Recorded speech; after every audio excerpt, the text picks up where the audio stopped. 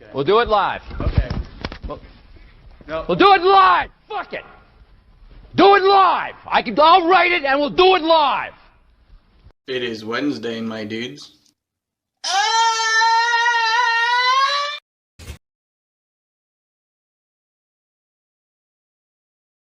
People in that Bill O'Reilly shit is a gem. What's going on, ladies and gentlemen?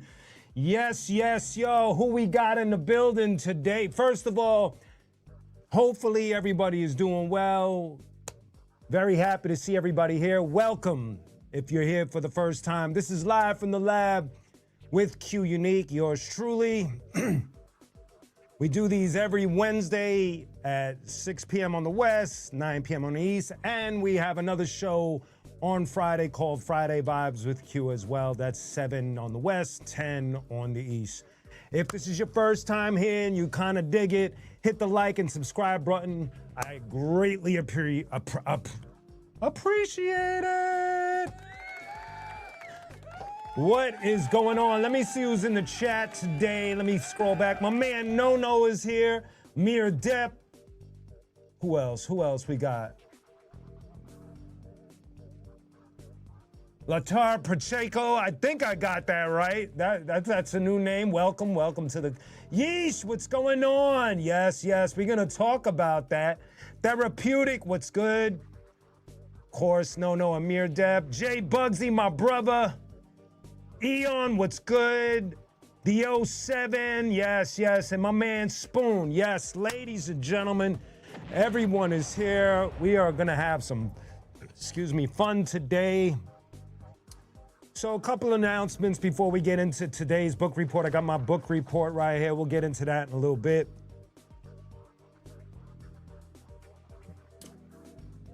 So today I handed in the final song for the qunique and DJ Redmatic album, which will be called the QR Code. I've been having a lot of Ian, what's going on? Welcome. I've been having a lot of moments of just being really emotional.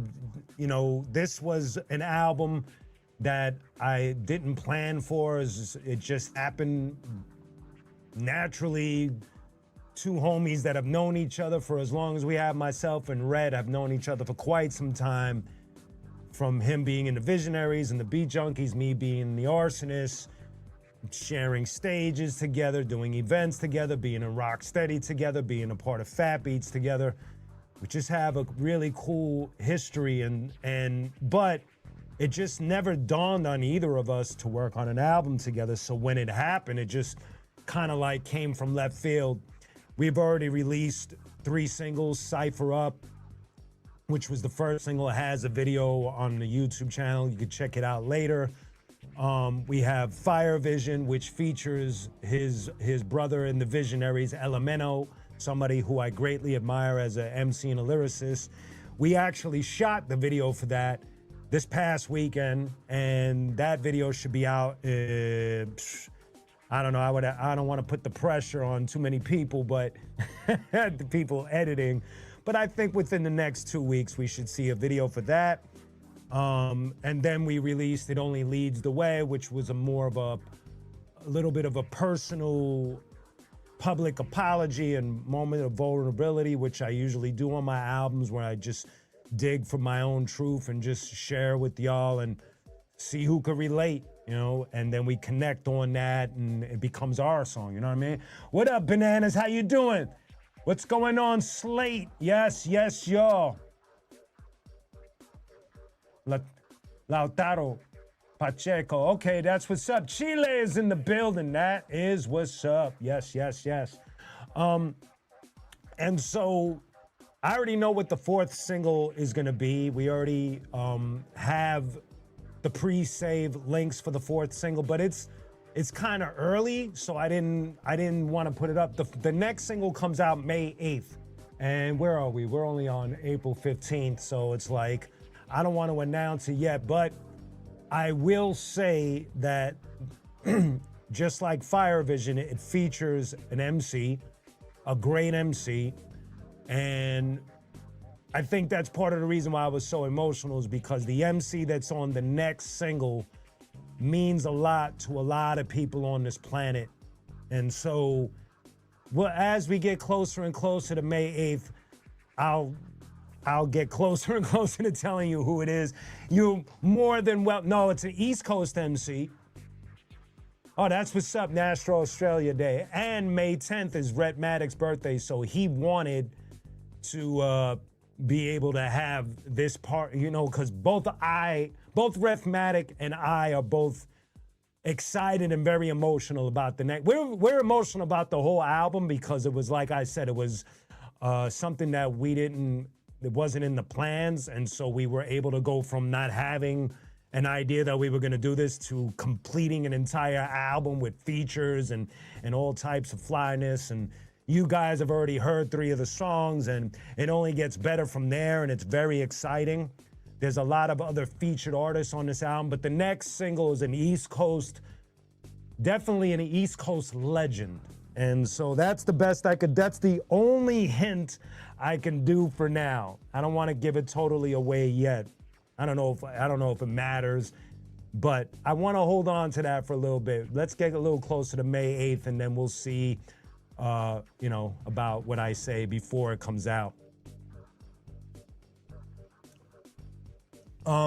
Also, there will be vinyl available for this album. The name of the album is The QR Code, qunique, Rhett Maddox. It was kind of like,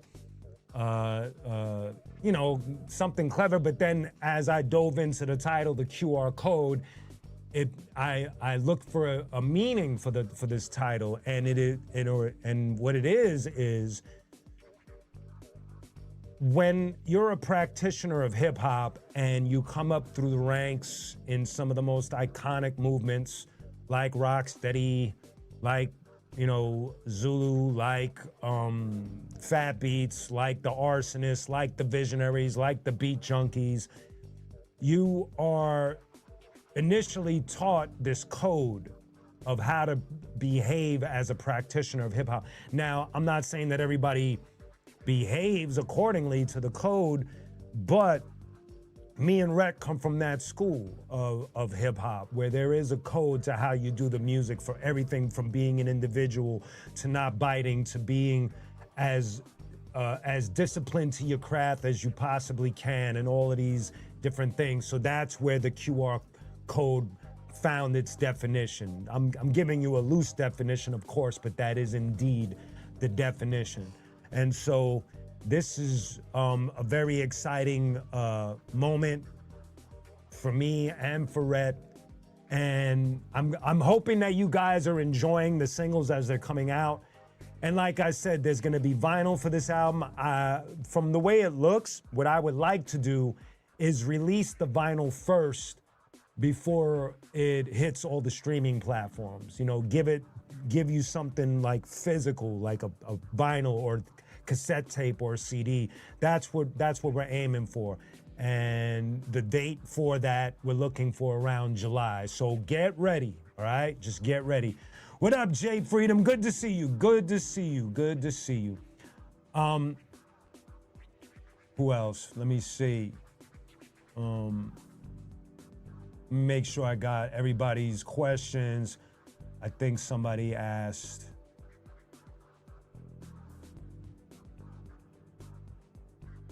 Man, yes, Jay Bugsy, yes. I don't know if I missed anybody's question. There's quite a few comments. But yes, definitely shout out to the Wu-Tang. We're gonna get into my book report in a second. Let me just make sure I got all the announcements done. So obviously everybody's well equipped. The qunique Rhett Maddox album, the QR Code, gonna have vinyl. The next single comes out May 8th. We already have 3 singles out, Cypher Up, Fire Vision, and It Only Leads the Way. If you haven't heard any of the singles, just hit up qunique.com, q-unique.com. All the singles are on there, and plus there's other stuff that I've dropped in, all qunique stuff is obviously on my website. So if you get a chance, check that out as well.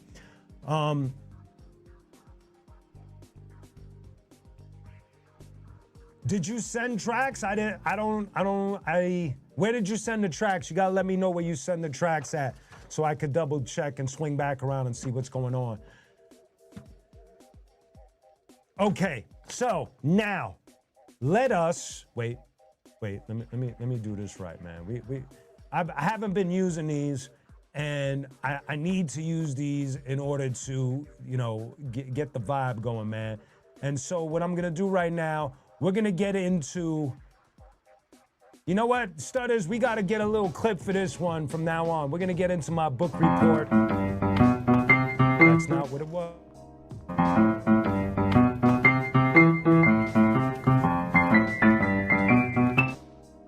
Book report time, here we go.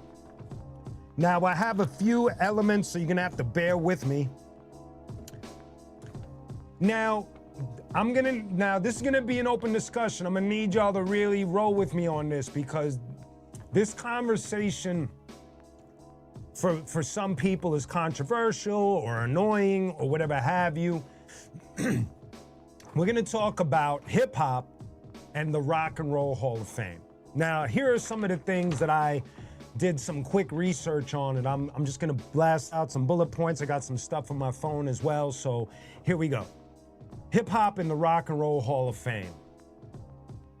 The Rock and Roll, now first off, from what I gather, the Rock and Roll Hall of Fame started in like the early 80s by an executive over at Atlantic Records, I believe.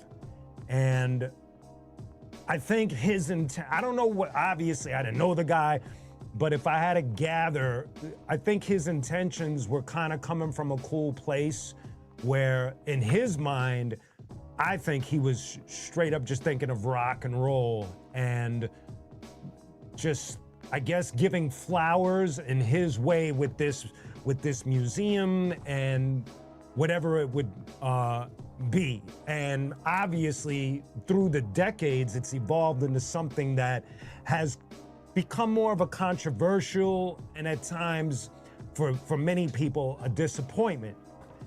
And so when I saw Wu-Tang, first of all, just like many of you, I love Wu-Tang. And so when I saw Wu-Tang go into the Rock and Roll Hall of Fame, I was like very happy for them because I'm one of those people, and I'm sure there's a lot of you that have been here from the beginning when Protect Your Neck came out, all the way to watching them go through their ups and downs and then having movies and documentaries and series and their shirts at Target and all types of insanity that you would have probably never have fathomed. And now they're in the Rock and Roll Hall of Fame, along with a bunch of other hip hop. Actually, I got this list right here. No, that's not it. 1 second here. I got a couple of lists. So Scorpio from the Grandmaster Flash and the Furious Five, he put up this list. And this was his list, rappers in the Rock and Roll Hall of Fame. Grandmaster Flash and the Furious Five, Run DMC, the Beastie Boys, Public Enemy, NWA, Tupac, Biggie, Jay-Z and LL Cool J, Eminem, Missy Elliott, Kool Herc, A Tribe Called Quest, Outkast, Salt and Pepper, Wu-Tang, MC Lyte, and Queen Latifah. Now that comes from Scorpio. I don't know if he's missing anything. I'm not sure, because when you start to look, unless I have to go to their website, but when you start to look, the names kind of shift and some names get left out. And then I realized that not everybody that goes to the ceremony is getting inducted there. Sometimes they're just getting an award, and I'll tell you from what I gathered. And so here you go. The Rock and Roll Hall of Fame is comprised of a small, anonymous committee that votes. It's about 30 or 40 industry insiders, journalists, and executives, and they hold a secret meeting to decide who makes it onto the ballot.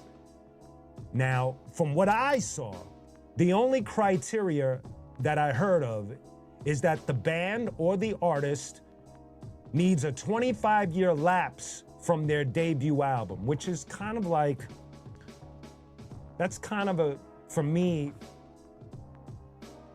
a strange criteria. It's like, what about anything else? You know, skill level, accolades, live performance. So there's details to this that I definitely didn't see right away. But if anybody, what up, Gorilla Strong, baby? Thank you very much. What up, Sarah? So,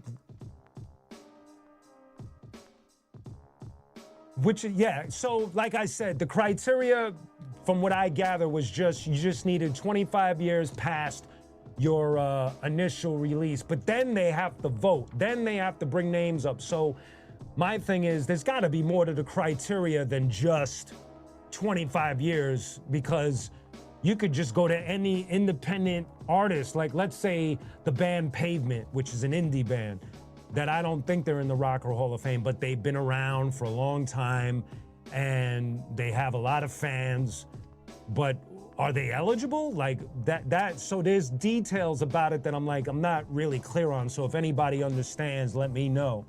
But that's the one thing. And then, let me get my phone for this. So this one is, let me get the next one. This one was pretty fascinating. Okay, so in 1999, Ozzy Osbourne asked for Black Sabbath to be removed from the ballot. And this is what he said about it. The nomination is meaningless because it's not voted on by the fans. It's voted on by the supposed elite from the industry and media who have never bought an album or a concert ticket in their lives, so their vote is irrelevant. That was straight from Ozzy Osbourne to the Rock and Roll Hall of Fame. Now, there is a fan vote, but from what I understand, I'm gonna fast forward a little bit on what I have here. Where is it? Okay, so here it is. So following up what Ozzy Osbourne said, gathering from my little research that I did, public voting has very little say. And the example was that the band Fish, they won the fan vote by a massive margin, but their induction is still up in the air. So obviously,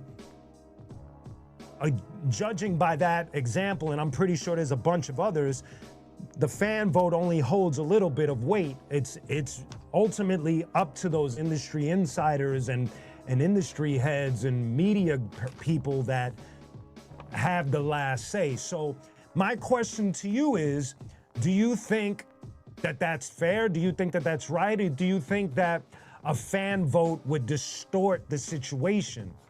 I'm curious to see what you guys think. So Jay Bugsy, I think they added hip hop. Now, if I'm an industry head, let's say if I'm somebody that's been in the industry and I make money based on being in the media, or I put out records and I sign bands or whatever have you, I'm a distribution person. I think that they added hip hop because it was inevitable that hip hop, along with pop music and country, are by far the biggest streamers on the planet as opposed to rock.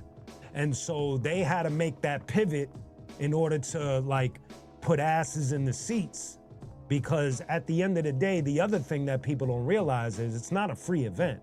You have to pay tickets for tickets to get in, and nothing is free about this. And so the best way for them, because if they just kept on pushing rock, me knowing where everything is as far as streams and where all the categories and genres land as far as under the attention span of the listener, unfortunately these days, rock and heavy music is kind of last on the list. That doesn't mean that it's not successful. It just means that as opposed to hip hop, pop music, country music, and so on and so forth, rock comes kind of at the end of that. And so if I own a museum or I'm a shareholder in a museum, and I'm like, all right, so how do we get people to pay attention to our broadcast? Oh, I know. Let's give an award to Eminem because he sold millions and millions of records. That I'm not saying that me personally, but if I was an industry head and my angle is business, music business, as far as like a lawyer or something, or an investor, that's how I'm gonna think. I'm not thinking of anything else but selling this product. And so that's why I think they started including different genres after a while. You know what I mean?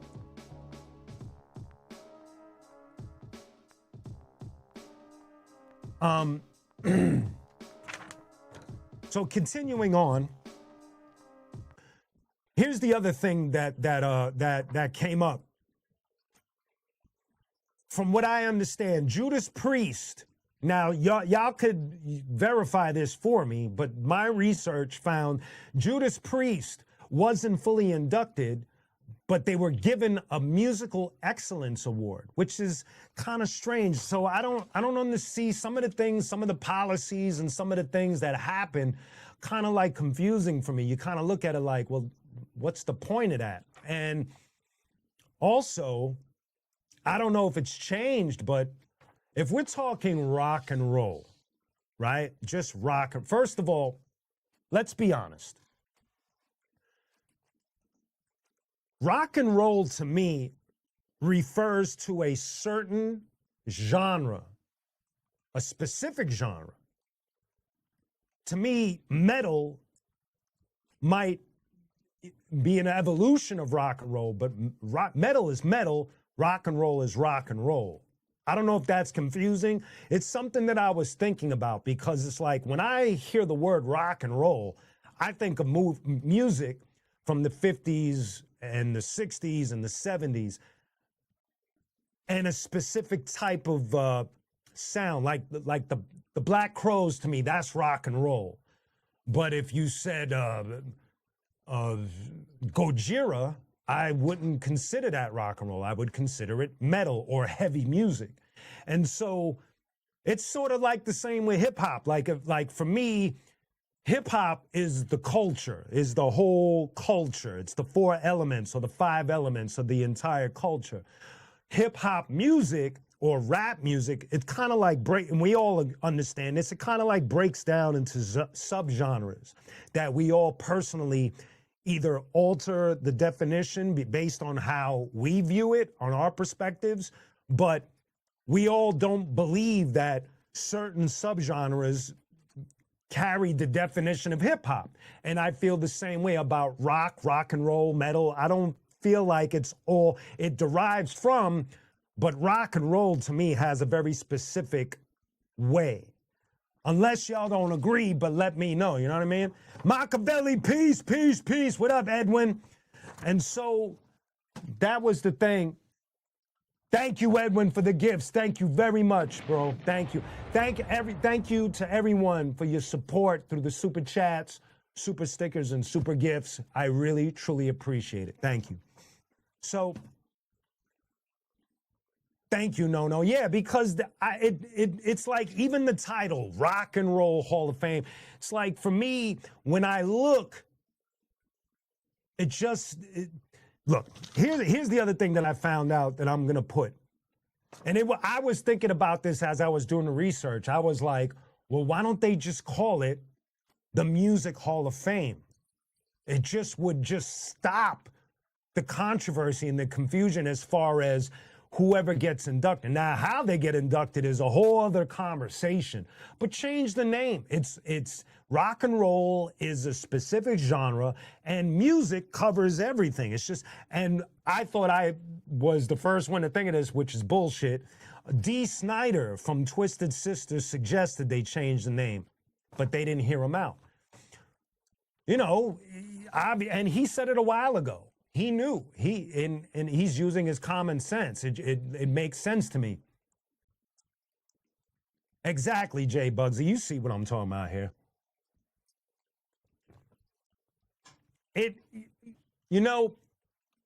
It's kind of a weird situation because on one hand, you want to be annoyed because you're watching something in real time and it's kind of like out of order and you don't know what the hell you're looking at and it's just like a mess. But at the same time, when I saw Grandmaster Flash and the Furious 5 win, I was happy. When I saw Public Enemy win, I was happy. When I saw Wu-Tang win, I was happy. And so it's kind of like a strange place to be, because on one side of it, you're like, oh, you motherfucker, you know, like, why do y'all do it like this? And then on the other side, you're like, y'all thought of Wu-Tang. You know, like it's one of those things, man. So it's a weird thing. I don't know how to call it. You know, it's a strange thing. Now check this out, because these are the 2026 inductees for the Rock and Roll Hall of Fame. Let's start this off, okay? Phil Collins. Now, I would consider him rock and roll, I guess. Would you? Or is it prog? I don't know. Billy Idol. Iron Maiden. There we go. Finally. Now, Iron Maiden, in my opinion, should have been inducted decades ago. Not years, decades. Decades. So who knows what happened there? That doesn't make sense. And I'm thinking that when I look at that, they probably caved. I don't know. I don't know what took them so long. Why would they take so long to put a band, a successful band, an iconic band like Iron Maiden? I don't know. Who knows? Joy Division / New Order, Oasis, Sade, Luther Vandross, Wu-Tang Clan, Celia Cruz, that's merengue and salsa. That's like a totally, you know what I mean? Like we just went way out. Fela Kuti, way out. Queen Latifah, MC Light. Now I'm happy about everybody, happy for everybody on this list. Don't get it twisted. I'm not reacting based on who's going in. I'm reacting because it's the Rock and Roll Hall of Fame, but a lot of these names I'm reading don't even fall under rock and roll, correct? Correct. Graham Parsons, Linda Creed, Arif Mardin, Jimmy Miller, Rick Rubin, and Ed Sullivan. Now, where I'm confused is somebody help me out with this. Somebody said that Eric B. and Rakim were going in, but I can't find a solid confirmation on that. And if indeed Eric B. and Rakim is going in, their announcement should be as big as Wu-Tang, because Eric B. and Rakim came before Wu-Tang and paved the way for Wu-Tang and Eminem and Nas and me and Ill Bill and all of us. So I don't know what's the deal with that. Yeah, Ed Sullivan is you know, he should have been in decades ago if they were really gonna go that. But you know.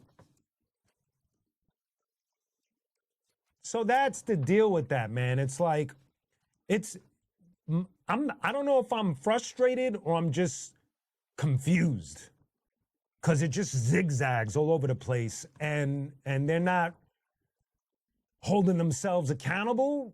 You know, who knows? All right, so now check this out. Dolly Parton, the icon. She tried to bow out from getting an award because she didn't feel it was right for her to be in the Rock and Roll Hall of Fame based on her genre of music. She said that shit publicly, and they still put her in anyway, which is also odd, right? It's like, if I'm giving you an award and you're like, no, thank you, I'm not going to say, take it. Take it, damn it. What up, Jamie? Jamie's in the building, son. That's my boy, son. Give that boy some love. My man Crash is in the building. My arsonist brother Crash. Yeah, it's a strange move, and what's crazy about Dolly Parton's situation is that she really didn't want to go in because she felt awkward. She's, you know, in her mind, she's like, I'm a country singer. I do country music, and you guys are putting me in the rock. I don't want your award, and they give her the award anyway. And in her heart, in her intention, after she gets the award, she goes and records a rock and roll album just so she doesn't feel awkward. That's what she said. And so to me, that's kind of like wild, like how that story unfolded, man. You just, it's strange. No, that's Jamie from Long Beach Originals. Also somebody who I got mad love and respect for. He's from the band Droid. He's from the band Sunflower Undead. He's an outstanding guitar player. And he and I are working on a project together with our boy Rob. I'll have more on that when we get closer to it. I don't wanna speak on it yet, but Jamie is the shit, man. Edwin, you're a funny dude, man.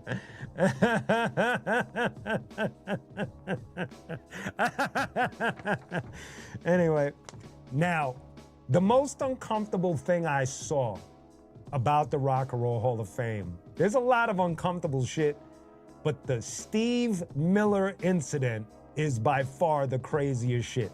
So Steve Miller, for those that don't know, time keeps on slipping, slipping, slipping into the future. You know that guy? And you know, he's got, I'm a joker, I'm a midnight toker. That guy, you know, he's obviously an icon from the hit records he's put out to his guitar playing. He's, you know, he comes from that OG school of real recording, no computers. He's an icon.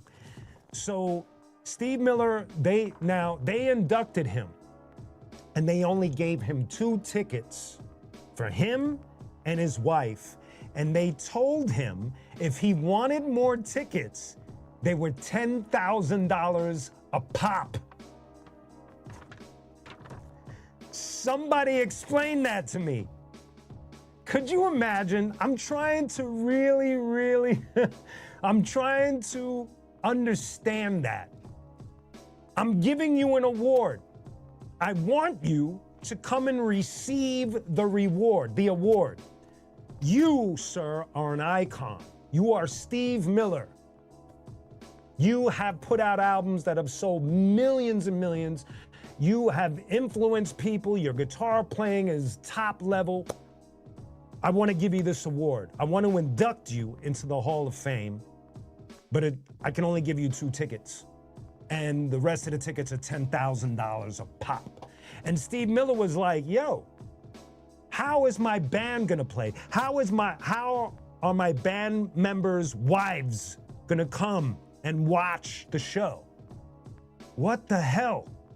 And he was ready to bow out until they adjusted the situation. But it's like, why would you put somebody like Steve Miller through something like that? That's so, and the thing is, you could go on YouTube later and look it up. Steve Miller speech at the Rock and Roll Hall of Fame, where he goes backstage and he's with the press and he lets them have it. He doesn't pull no punches, man. And it's like, yo, what? Like, who thought that was the way to go? It's like so strange to me, man. Nasty Ruckus, what's going on? Yo, you know what I'm saying, Nasty Ruckus? Imagine telling Woo. Imagine telling Woo, yo, y'all gotta pay $10,000 a ticket for whoever you wanna come to the show. It's like, come on, man. It's like that's ridiculous, man. 10,000? My goodness. Now, go through and just some stuff, right? Like just go with the backtrack. Go with an instrumental, Steve Miller. Steve Miller, the icon. Go with an instrumental and perform. Just you, your guitar, and just drums, everything else, backing vocals on a wave file playing through the system. Like it's like, and that's the only part of it that kind of makes me feel sad in a way, because it's like, if I own this museum that is there for music and acknowledging music and the people that participate in music, and I do that to an artist like a band, Like I make it difficult for the band to get on stage, to play, to feel welcome, to feel comfortable. It's like what's the point? That now you're going away from the mission statement. It's like this museum, this event is to celebrate musicians at the end of the day.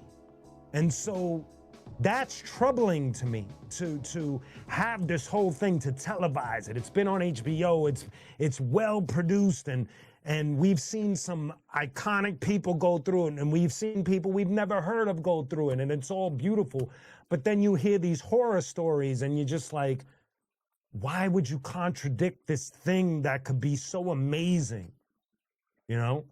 And so that you know, it's a strange thing, man. It's such a, I don't get it. I don't get it, man. And you know, when you go from that to, somebody had mentioned the Grammys, it's kind of like, I don't even know what the process is for that either. And listen, this is not a complaint from what I'm about to say. This is the music business. And I think like any business that makes a lot of money, it's got a lot of shady elements to it. And it's something that I was aware of immediately. As soon as I walked in the door, I saw a lot of funny shit. I got signed to a big deal, my first deal. And I saw a lot of craziness. And it was like an instant like, oh, okay, this is the playing field. This is what it is. And you immediately know that this isn't for the weak. This isn't something that Cameron, I think, was it Cameron said it? It was like he had said, I think he was talking about somebody had said it to him, and he had said, when you see successful people or people that are in the music industry for a long time,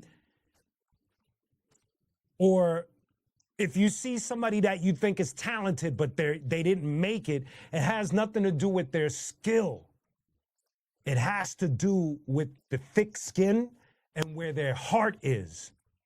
That's the crazy part of this thing, because you could get, I've seen dudes in the street with a cup out that could outplay some of the more, you know, platinum artists. We've all seen that. We've seen talented people that went nowhere.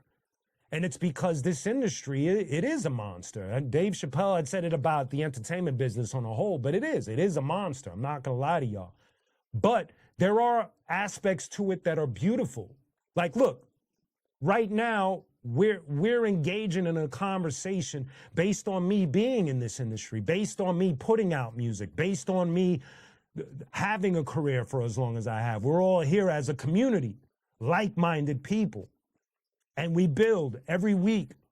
That's beautiful. That came out of this shady-ass business that I'm in. And other things that I've witnessed, going on tour, meeting people that support what I do, meeting people that love The Arsonist, meeting people that bought my albums and stuff. So there are beautiful elements, or me making a song that resonates with the listener so much that song helps them through a process and all of that.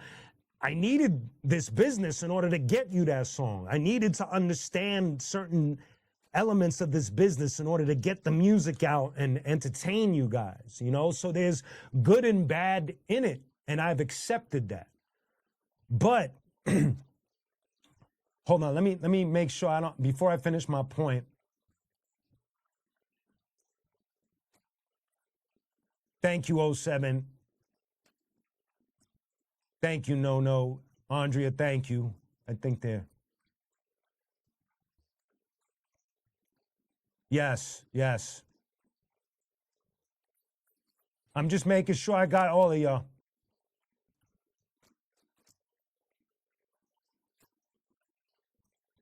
NZ Ninja, what's going on? Okay. I think what I was going to say, how I was going to close my thought on this is like I just described to y'all the good and the bad of being in this, right? Like briefly. But when you have a museum and an event that is meant to celebrate, then it should be that simple.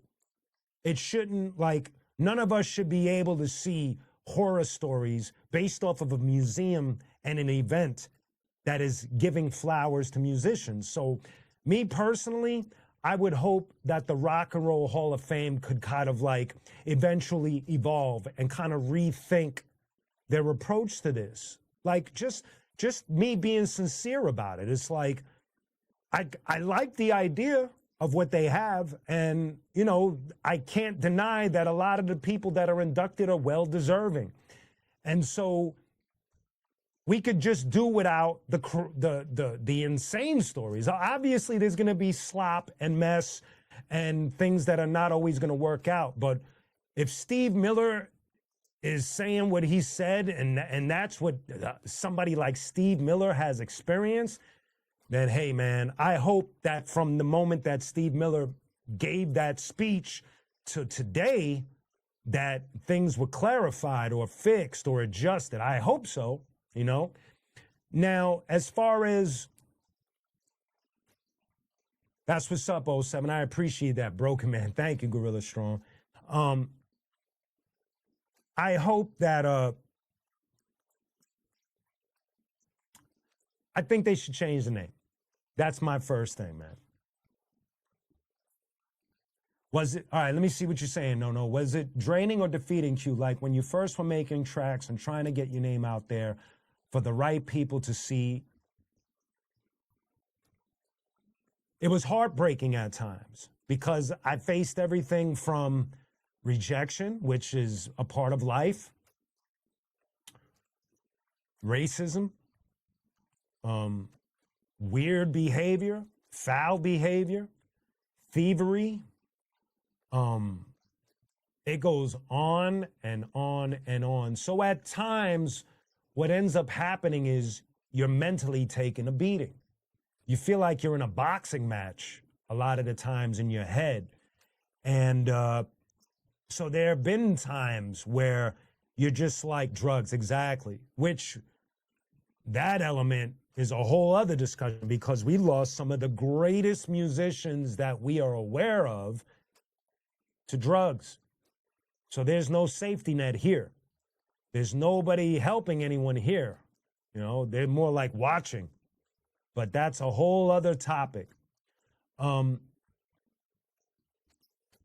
mentally taking a beating with this stuff. But, and I'm not saying this to have a beautiful like punchline to what I'm about to say, but I'm just being honest with you. This is really coming from the heart here. If you guys aren't showing the love that you show me, the beatings would have defeated me a long time ago because I'd be by myself. Some of you have been around from the beginning. Some of you have joined me on my journey, whether it was while I was rolling with the Arsonists or while I was rolling with Nonfiction, or maybe you liked Stillwell or King's Bounty. I don't know. I don't know where you came from as far as seeing me. Maybe you saw one of my videos. Maybe you heard me on a feature on somebody else's song. I don't know. But the fact that a lot of y'all have taken this journey with me for a long time, that's what makes the beatings not so relevant. You'll take the beating, but I still look to y'all like, but y'all got my back, so it's all good. I'll take the beating. I'll feel a certain way, or I'll deal with the rejection, or I'll deal with this and that, because I know that this one song that I'm cooking up is gonna be for this crowd of people that support what I do, that love what I do, that are there all the time for what I do. So that's why I don't really trip, because I also feel like, remember in Goodfellas, Henry Hill said, the way I see it, everyone takes a beating. I think that no matter what industry I think I'll have a passion in, I'm going to have to take a beating somehow, some way. I'm going to have to face rejection somehow, some way. I'm going to have to face awkwardness and whack shit and all of that. It doesn't matter. It doesn't matter that this is the music. If I wanted to be a lawyer, I'm sure that's the background is a dark place. If I wanted to be an actor, I know, which is something that I study, I'm certain that that's a rough career choice. I'm certain being a teacher is a rough career choice. I think that anything that you're gonna have a passion for is gonna come with a beating.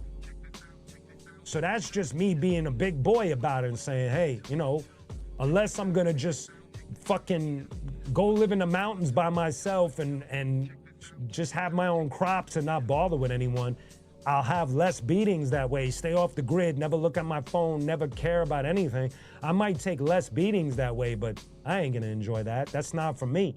So what I'm doing is my passion, and therefore, I'll take the beating as it comes, but y'all are here.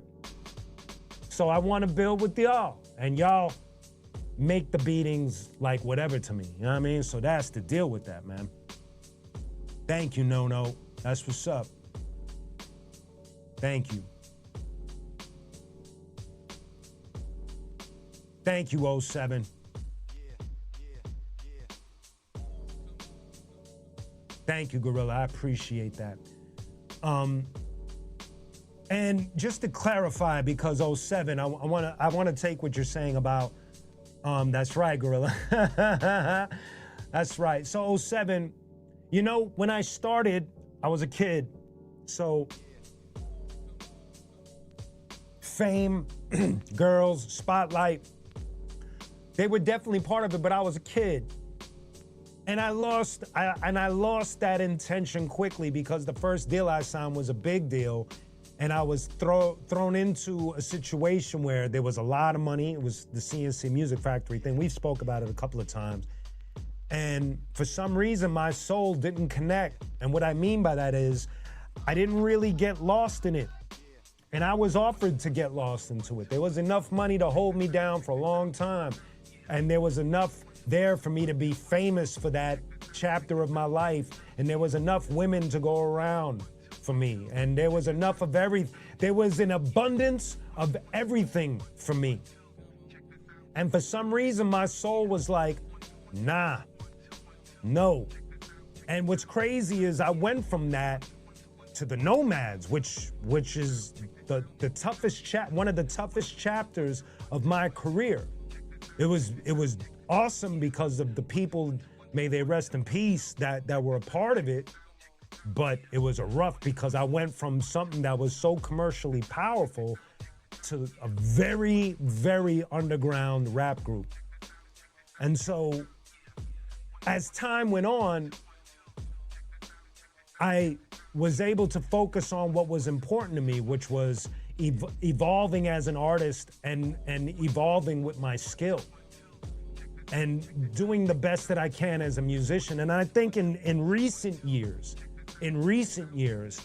I've really dedicated myself to that intention more than anything.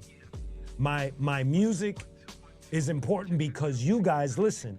And what I gather from you here in the chat room and other places where I see people comment is that the people that listen to the music that I do, to the music that Ill Bill does, to the music that Vinny Paz does, to the music that Esoteric does, Wordsworth, you guys are intelligent people. You guys are sharp people. You guys want that detail. You guys want that effort. You guys want that skill level that makes you make that face and just like, yes, motherfucker. So when your listening circle is like that, that's where my head is at now, whether I'm doing rock or rap. And so it's because of, it always boils down to that. It's because of y'all and the other people that are not here that push me to be a true artist and not concern myself so much with fame, the spotlight, the nonsense, because it's not real. It's an illusion. It's not real. I know a lot of famous, successful artists that are miserable in their personal lives. Miserable with all of that shit. So I'm happy Do I want to be successful? Of course, but I think I've already attained certain success.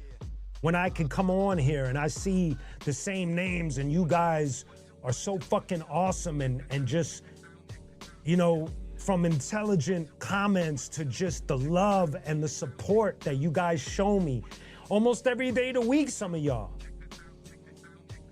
That's way more important than anything else. So, thank you, man. Thank you. Thank you, Gorilla. Thank you, Nono. I appreciate that. So, you know, listen, I'm not going to be a hater on this. I love what the Rock and Roll Hall of Fame does to a point. Obviously, some of the controversial stuff that they've done, I don't agree with. I think it's whack, but I also understand this industry and how it gets down. So that's why I don't overreact. When I see people saying, how could they? It's like, how could they? Come on, man. Y'all know this industry, man. Don't act surprised. Don't act surprised. This industry has been what it's been forever. This isn't new. You watch some of those old movies based on Elvis. You saw how Elvis's manager got down, or some of those old doo-wop groups from the 50s, how they were doing payola or getting beat up by the mafia or whatever. It's like, this industry is not changed. I don't know why anybody acts surprised. There's no need to act surprised when you see, and it's both sides. Let me say something, man. I'm not just gonna put it on the industry head. Some artists are wild too. Some artists are not cool either. It's both. I've had moments where I wasn't cool, man. I ain't no saint. I've had to learn and adjust and to be human. So I'm not gonna just stand on my like little soapbox and be like, y'all are all, no. I'm guilty of stupid shit too. I grew up in this industry, so at times I thought I was doing the right thing, and then you like have to ask yourself, did that feel right? Do you really think as a human being that was correct? And you adjust. And that's where I'm at now. That's why I say in recent years, I find myself in a better place because I'm human and I'm a recording artist and I'm an artist. I'm somebody that enjoys being in the entertainment business, regardless of how dark or rough it is. Because like I said, I feel like any industry I want to get into is going to have that, period. Now, what I want to do with y'all, this is going to take a little bit of time, but bear with me. I want to, in light of what we're talking about, I don't know if, I'm going to roll this for a little bit. I want to see what y'all think of this. It's a little list that I found. Check this out. I'm talking about those that have made it. This is a list from the 80s to 2024. Here we go. Look at this, man. Now, that's all rock and roll. Buddy Holly, Jerry Lee Lewis, Little Richard, Elvis Presley. That's, to me, that's rock and roll. That makes sense when you say rock and roll, these names. You know what I mean? Still rock and roll. Some of it pop, like Ricky Nelson, but it's still under that thing of rock and roll. Rock and roll, right? We're seeing it. It hasn't evolved yet.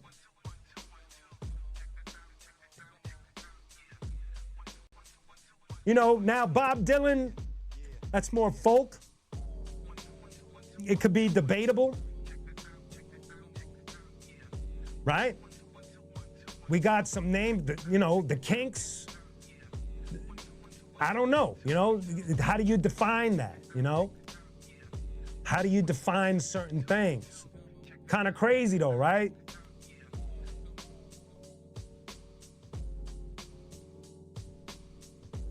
The Isley Brothers, R&B, you know, now you can see that R&B is kind of like, now we've seen examples because they showed Marvin Gaye. So there's obviously R&B made its way into it a little bit. Not early on, but eventually it did. You know, Bob Marley, that's reggae. Boom. you know?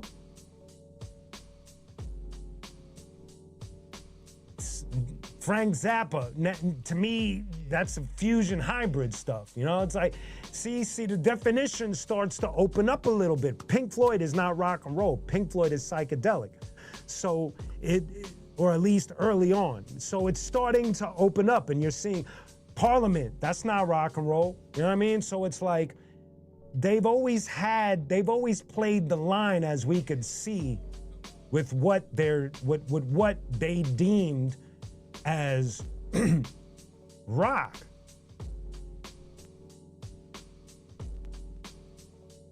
Crazy, right? This is fascinating, man. When you really get to look at everyone that's been on it. Michael Jackson isn't rock and roll to me, man.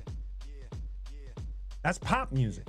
You know what I mean? So there you go. Isaac Hayes. The Ramones, punk rock. The Police, there they go.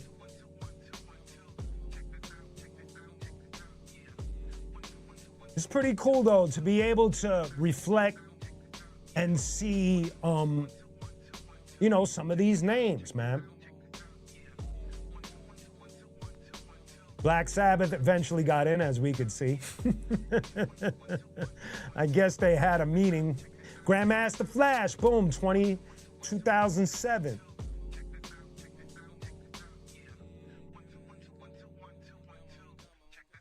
Madonna, that's not rock and roll.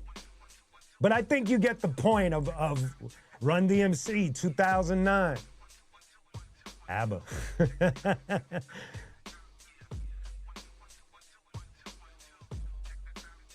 Very cool list, man. Dr. John. Tom Waits, I didn't know. The Beastie Boys. Guns N' Roses. Red Hot Chili Peppers, boom.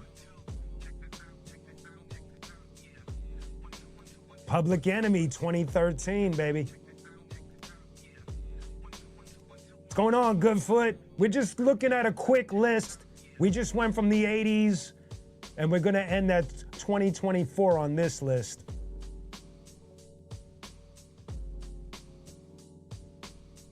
But it's a cool list. Like when I found NWA, now I didn't know NWA. That's crazy. That is crazy.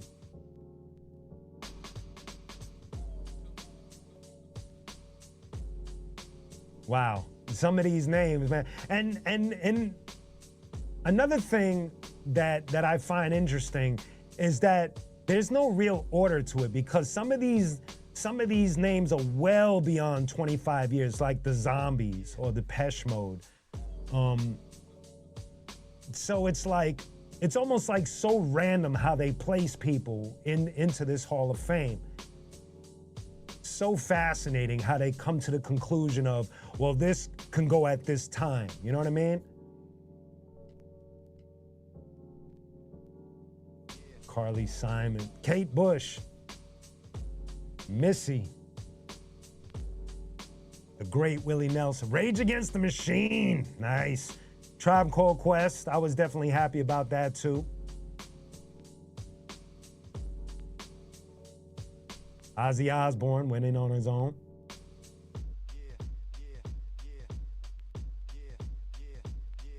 Very cool, man, MC5.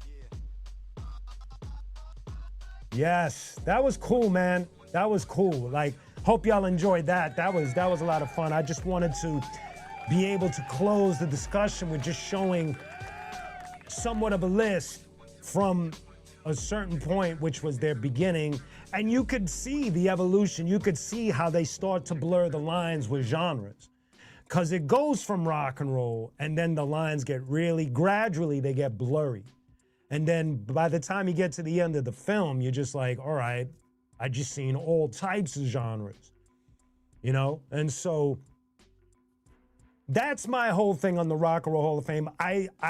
Like I said,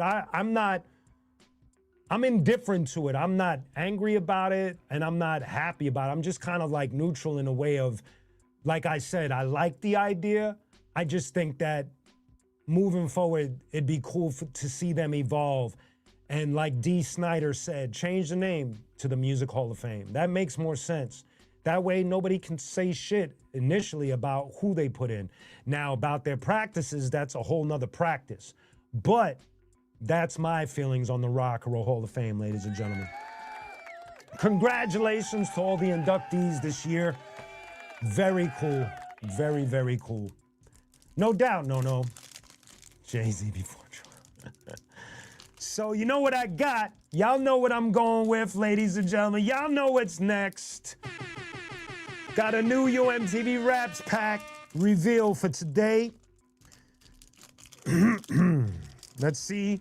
I know Gorilla wants me to collect all the Vanilla Ice cards for him. I'm gonna get him like 150 Vanilla Ice cards so he can make that wallpaper. There we go with that. Ooh, the contest. Let's see if we won nothing. No prizes to claim. It would be funny if I actually won this shit.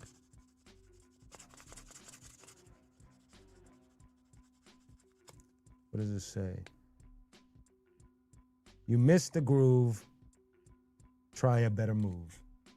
We didn't win anything from 1991, unfortunately, ladies and gentlemen. But, okay, here we go. We're going to go through these fast. All right? Here we go. Have you ever been extorted for a verse like an artist? No. I have been asked, but I will say Bananas, and I'm not going to say who it was, but I have been asked to pay for play on the radio. Unfortunately. It's an ugly part of the business. I'm not the first, and I won't be the last. And, you know, that experience wasn't cool. It was heartbreaking because of the person that asked. But I'm still alive. I'm still here, still doing my thing. It's just that when you ask a question like that, somebody has asked me for a lot of money to play a single. Matter of fact, I can tell you the single. I could tell you it was One Shot from Vengeance Is Mine. That was a single that I was, you know, I felt at the time that I, you know, in my mind, I saw it as a radio-friendly song. And so I went up to the most popular radio station in New York, and the person asked me for money that I didn't have. But what I told that person, just so you know where my head was at, was I said, even if I had the money, I wouldn't do it. And that was the end of the conversation. Unfortunate, but like I said, I know how it gets down in this industry, so it is what it is. Anyway, thank you, No. Thank you, Bananas.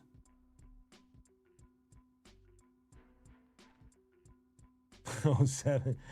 Nah, J Bugsy, it wasn't Funk Flex. I never really spoke to Funk Flex, but it was definitely somebody on a high level, and we're gonna leave it at that. All right, everybody, here's the card reveal for the new pack of MTV, Your MTV Rap cards, starting it off with MC Hammer. Hammer don't hurt him. Famously got the gas face by third base. LL Cool J. There you go. You know, that last LL Cool J album, I kind of dug it. I thought the first 3 or 4 songs were really solid. It was really cool. Me personally. A lot of people, you know, kind of like here or there, but I kind of dug the first 3 or 4 songs, definitely for sure. LL Cool J, yes. Next up, Public Enemy. Yes, the great Chuck D and Flavor Flav on a card, son. One of y'all might get this when you order from qunique.com. You know the deal. Ooh, I never saw this one, or maybe I have. No, I have. This is a double. So one of y'all order, y'all might get this, and that is De La Soul, the great De La Soul. Rest in peace, Trugoy. I got a double of this, so that's going to go in somebody's order when they order. Another double that I have, and it's definitely going in your order, is Belle Biv DeVoe. Right there, the great Belle Biv DeVoe. Next up, this is a double, and this will go in your order if you order it. And these are crack era legends. When I mean crack era, I mean the music that came out during that era from Boogie Down Productions, Big Daddy Kane, Eric B. and Rakim, Cool G Rap, Biz Markie, the Juice Crew, all of that stuff. This was a group that came from that era, a very, very loved group with a multitude of hits that come from that era, and that is Super Lover C and Casanova Rudd would do the James Brown and Girls I Got 'Em Locked and Super Casanova as their 3 hit songs.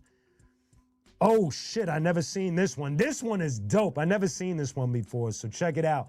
Main Source, bro. Main Source, such a dope. Y'all know that first album, Breaking Atoms, is a perfect album. I've said it before. Definitely hype on getting this card. I never saw this card before. Shout out to Large Professor, Sir Scratch, and K Cut. I never saw this card either. This is really cool. Nikki D from Def Jam, yeah. Nichelle Strong. Another Nikki D card. 2 Nikki D cards, different cards, but same artist. And we're gonna end it off with somebody I shouted out earlier. The great Third Base, ladies and gentlemen, Third Base. Product of the environment. There it is, black and white. That's a nice little pull today, man. There's some doubles that'll go when you go to, and what I was saying earlier, Beneficial, what's up, son? So when you go here to qunique.com, of course, you go to the homepage, you right here, over here, you see the 3 singles that have come out from the Q Unique and DJ Redmatic album. There's Cypher Up. There's Fire Vision that features Elemento. And there is It Only Leads the Way. That's the latest single, with the 4th single coming out May 8th. Stay tuned. I already spoke about that earlier. And here's the shop. Go to the shop. Slow internet. I promise you I'm not on dial-up. And these are the merch items that when you order any of these merch items, you get a little stack of stickers and all the good stuff, including a little stack of Yo MTV Rap cards. They're randomly picked from all the doubles, and you might get a Vanilla Ice, or you might get an Eric B. and Rakim, depending on whoever packs the order. So that's the deal with that. That was a blast. I hope you enjoyed the book report for today, ladies and gentlemen. So what we're gonna do now, my man Stutters, I hope he's here because sometimes I'll be fucking this up. What we're gonna do now, of course, we're gonna go in the booth, gonna have some fun, ladies and gentlemen. And, oh wait, hold up. He told me to do this. We're gonna go in the booth, ladies and gentlemen. We're gonna have some fun. Come join me. Let's go to the booth. Yes, y'all. Where am I? Oh, here we go.